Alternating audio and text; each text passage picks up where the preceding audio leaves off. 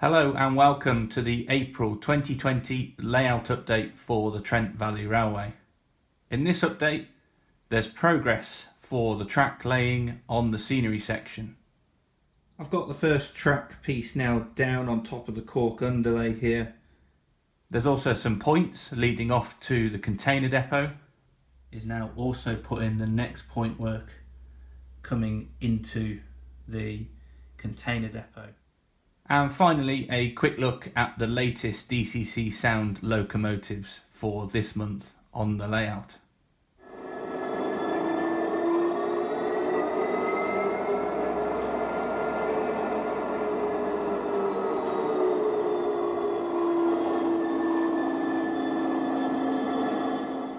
For most of us, we're all staying at home currently, and that gives us a lot more time for our own hobbies, such as modelling railways.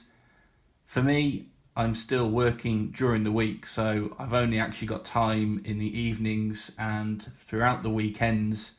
whilst staying at home and getting on with the progress here for the Trent Valley Railway.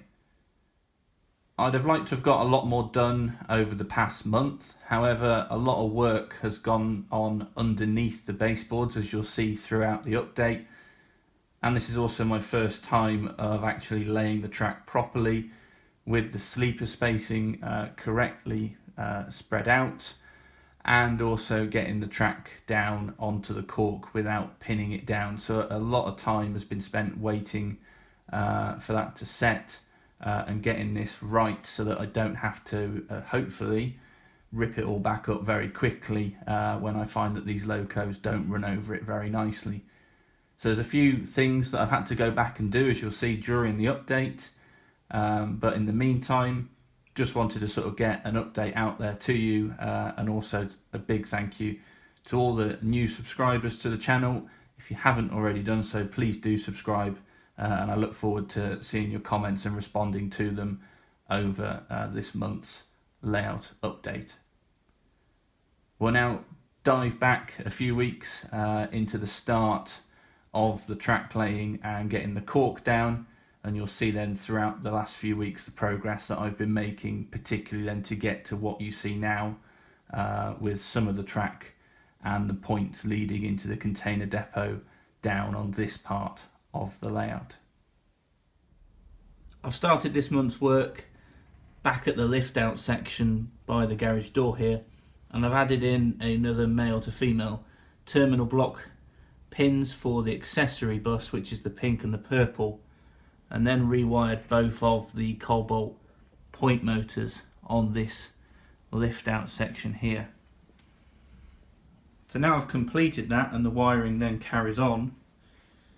I left it up until this section, which leads on to where the scenery will start, and I've also prepared the wiring that will go underneath the scenery section on the layout, putting in the track bus and also the accessory bus for the pink and the purple, the track bus being the red and the black, up to the end of this sort of section of the layout, which is just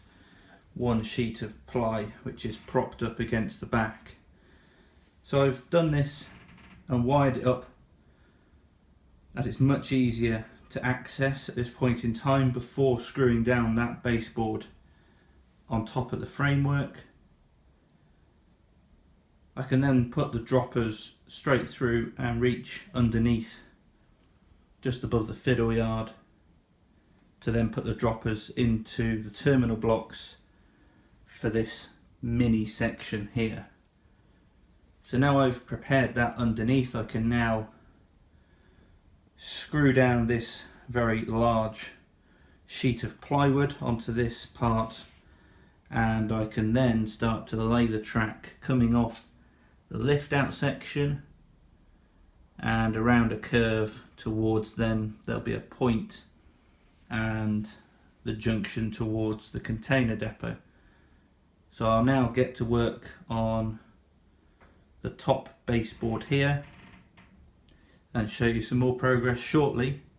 with the cork underlay and starting to get the track down. I've now screwed in the top baseboard for this part into the framework, and I've also cut out these strips of cork underlay here for the first part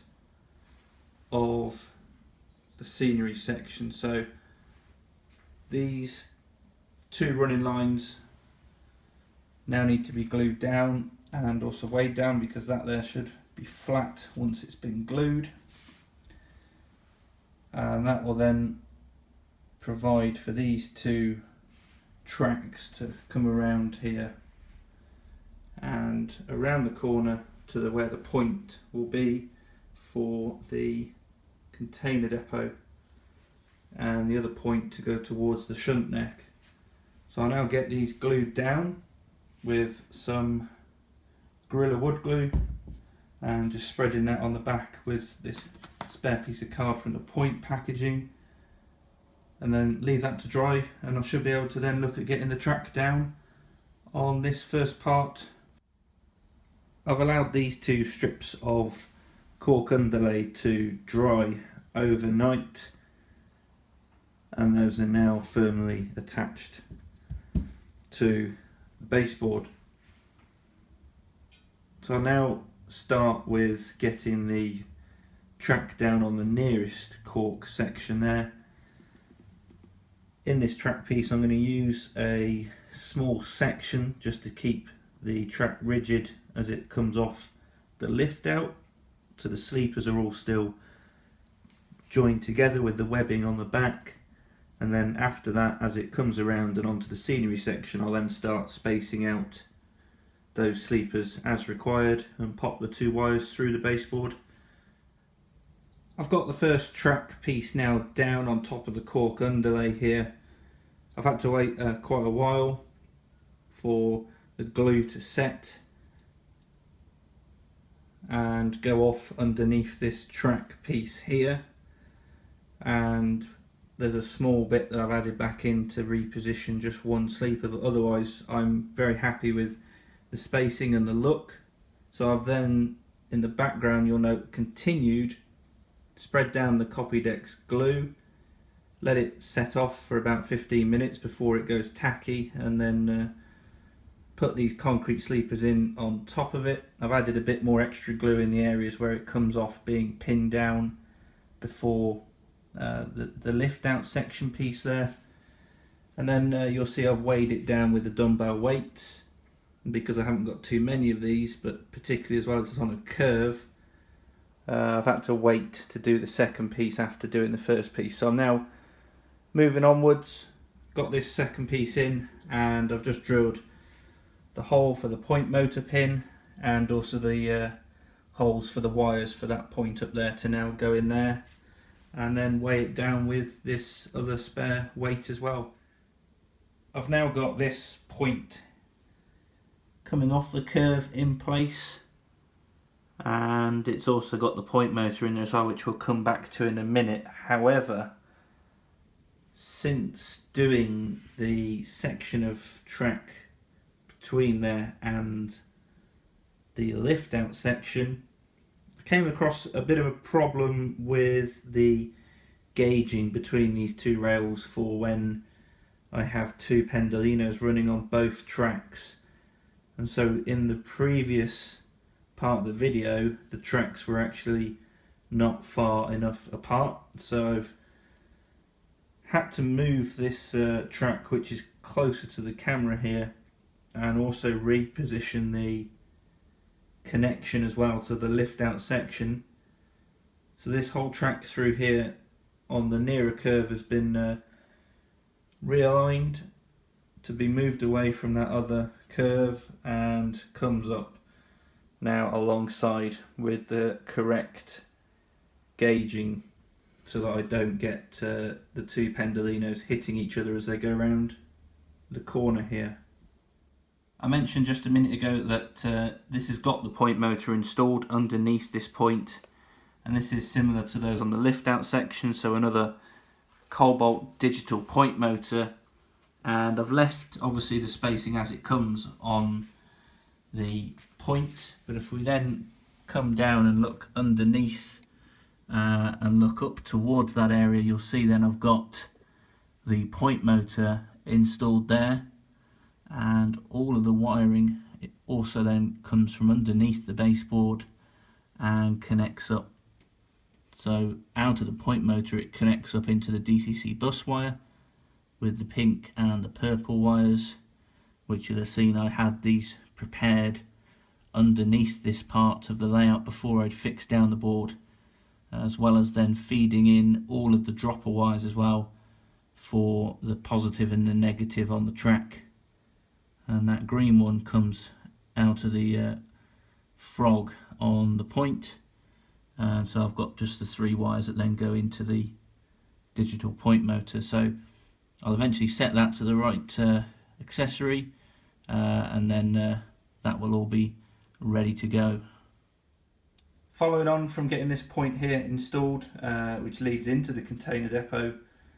I've then actually got the next one in as well now, and also installed the point motor in exactly the same way, with the wires going through to the underneath the baseboard and to the accessory bus that I'd set up. And then in the front here is just the 2 pieces of cork underlay which lead off on the main lines past the container depot. And my next job here is to have a little think about what to do next. I've got to fix the next board down and think about how I'm going to access the wiring, and also get thinking about how difficult it was in the first instance to put these 2 points in, and whether I do those points next or continue for the main line. So we'll find out in a minute what I decided to do once I've had a think about that. So this is the next board of plywood along the scenery section, and what I've actually done here is continued the accessory bus and put in a circuit breaker for all of the points that lead off to the left hand side of this, for those digital cobalt points, just in case the power trips the accessory decoder's numbers that I've set. But then these 2 carry on through here into another then accessory decoder, which is I've already fixed in place here. This is the ESU switch pilot with the 4 accessory decoder ports on there, and also these DCC concept adapters to create a 2-wire output rather than a 3-wire output. More on that in a minute. I've then continued just to the end of this board then, so again I could do the same process when I come along to the next board piece. And on this front edge I've also then carried on with the cabling of the main track bus wire, and also again pre-prepared the terminal blocks for any dropper wires that come down off the baseboard above. So that's what I've completed in terms of more wiring that's underneath this part of the scenery section. If I now put the top baseboard down, we'll take a look at the next stage for the layout. I've just put the baseboard back down over the top of this section, and I mentioned the accessory decoder with those 3 adapters within it, and these are 4 linking in with the 3 holes that I have cut out on this baseboard section here. If you remember back a couple of updates around the plans that I had for this scenery section, these 3 lines here are for the container depot, and with this being the sort of end leading towards then the points, which I'll show you in a minute, these holes will specifically be for the rail crew on-off remote uncoupler. These, with the right type of power supply and the right wiring connections, will work off the DCC accessory decoder. So each of those 3 holes there have been cut specifically to fit in this rail crew on-off remote uncoupler, which if I then use Cadee couplings on this part of the layout for the container depot, I'll be able to use the Z21 and the accessory decoder to uncouple the trains and the locos at this end of the container depot. So as this then progresses, there'll be enough room between those uncoupling points and then the points leading off the container depot for the loco to be out the way of another road. And then along comes the first sort of point work leading into that container depot. And what I have done before screwing down this next baseboard is now also put in the next point work coming into the container depot. So that's after the one I've also got then going into the pilot or shunt neck siding. So I've put in a small piece of track there and then connected up the next point, and this is all glued down in this area. So now that I've got the wiring underneath here ready to go, I need to put in these uncoupling magnetic units into those holes, wire it up, and I can then start to put down more cork underlay on this section here coming into the container depot. So I'll continue with that and then make progress hopefully up to the end of this board before I then move on further down the other end. What I'll do now is I'll quickly also talk through the plans for the two main running lines that will come off the end of the left hand side there for this main line running alongside the container depot lines here. As these two lines come off the curve and the point work here and then proceed along the bit of cork that I'd already laid, the plan along this part here is to put in a very small incline piece using the spare Woodland Scenics foam that I've got left over from doing the incline work to create a very small embankment that will then run alongside the container depot at the very forefront of this scenery section. So I'll probably look to sort of get a bit of a curve coming in alongside this area here, and I might actually modify slightly the cork that I'd already got laid down there to sort of go more towards these foam inclines. So I'm hoping to progress with those two things next, and then also make a lot more progress over the next month down towards the other end of the scenery section for the Trent Valley Railway. Thank you very much for watching, and enjoy these final few shots of the Hattons 66s.